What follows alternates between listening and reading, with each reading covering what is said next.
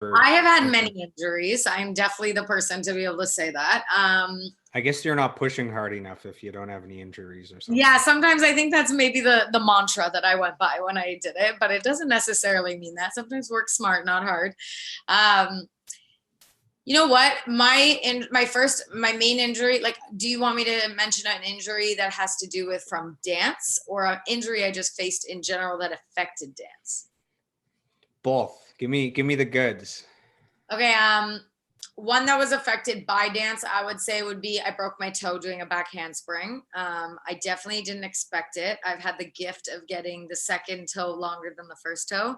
And so when I nailed my heel back as I was coming out of a back handspring, I slammed it into the toe and it completely snapped back. I didn't know that I So broke it. back, so it's from standing, you bend over backwards and your So legs you go over stand, top. you like, so we call it plieing, but you bend your knees and then you're Yeah. gonna flip, like you go into a back, almost like you're trying to go into a handstand, but backwards. So you have to jump to actually land on your hands so that you look like you're in a handstand, but you spring off it to land back on your feet. So it's Oh, like okay. flip backwards. So And when you um, came back down, you when I smashed came your down, I toe. walked out. So they call it like a walkout. It means like my both my feet didn't come together at the same time. One went down and the other followed. And usually you step out of it like the way you would walk in, like walking one foot at a time. But I didn't like have control over my legs, so I ended up snapping my toe and I had a broken toe, which definitely impacted me because it was on my feet, and feet are very important in dance. Um, it affected me a lot in terms of just like knowing how to adjust. It was a very uncomfortable feeling. It was something that almost like happened so quickly and easy, like effortlessly. It almost was scary to think like, could I be that lackadaisical with my body and I could just do that? And now what? So that definitely was like my big challenge, probably out of dance. In terms of injuries when it's come to like outside that have affected Were dance, you in like an MMA fight or something? What happened? I know, right? No, I actually got hit by a car when I was in my last year of high school. Ooh. And I completely had my foot run over. So I wasn't able to walk I was bedridden for 3 months. And then I was basically told that I would be able to walk again. But if I did, it wouldn't probably be for like another 6. And I definitely got told I would not get to dance again. So ironically, here I am. But when it had happened, I was in my final year and it was exactly what like a movie would almost want to tell you. Like, you're in your final year, you're training, people are here to like scout you this year. You're like excelling really well because your focus is in the areas it's supposed to be. And I ended up being like, it was at high school, like it was in high school. I was walking through like the student parking lot to go for lunch and somebody was speeding down one of the parking lots and completely ran me over, and my right foot became useless indefinitely at that point. Um, it was the hardest thing to go through, definitely in terms of a mental break, because you're so angry when you feel physically limited, especially when that's like the only thing you really, really know how to master and feel a sense of control over. And now you've lost that sense of control. So that was definitely like hard.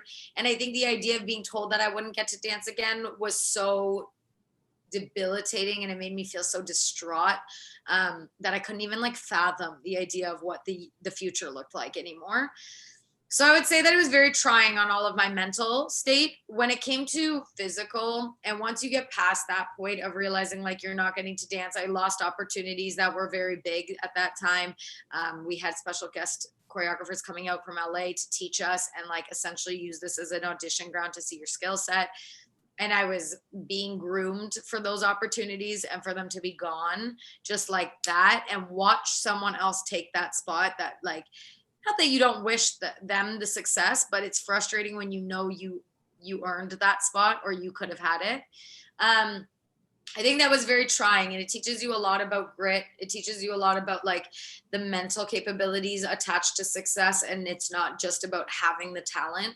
And I know that in the long run, I've actually learned to see that it fit me for the better, because I wouldn't be where I am today if I had maybe had things change then. But it was definitely trying in terms of like how it makes you feel when it comes to you feeling capable or like strong at what you do, and that's all you knew, and you've lost that capability.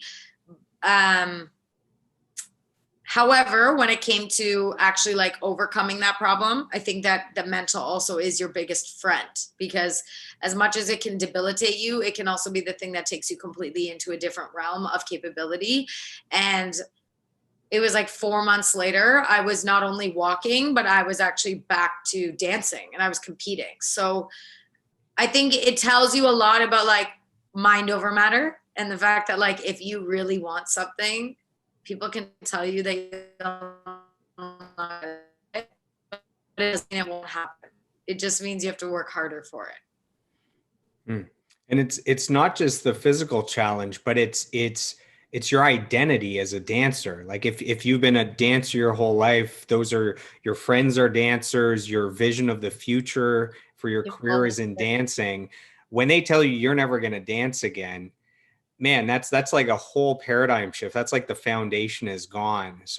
And that might even be harder than the physical. At one point, I had been doing music full time most of my adult life, and I transitioned more over to the business side. And you have this moment, this identity crisis where you're like, well, if I'm not Joel the musician, who am I? And you have to rebuild that identity. So I don't know if you went through that as well. That's exactly it. Like, and I think that's the scary part, is I realizing like you've based your entire identity on a specific skill. And it kind of goes back to that whole like lesson you learn when you say like don't put all your eggs in one basket. But then I constantly have this like paradox happening, because one half of me says don't put all your eggs in one basket, and the other one says, well, if you spread yourself too thin, you're not a master of anything. So really, like, do you have anything to stand for? So it's this constant balance and battle, and I think that's truly been the essence of not only that circumstance, but also shifting, like you said, into okay, creating your own system and creating your own program and building a company and having these visions that haven't been ever done before. Like, how does that look? And I think it's part of it is just being okay with not knowing and being okay with shifting and trusting that your skill set, like your background in music, I'm sure has allowed you to have a lot more knowledge in different areas that people might have lacked in the business side of the music industry.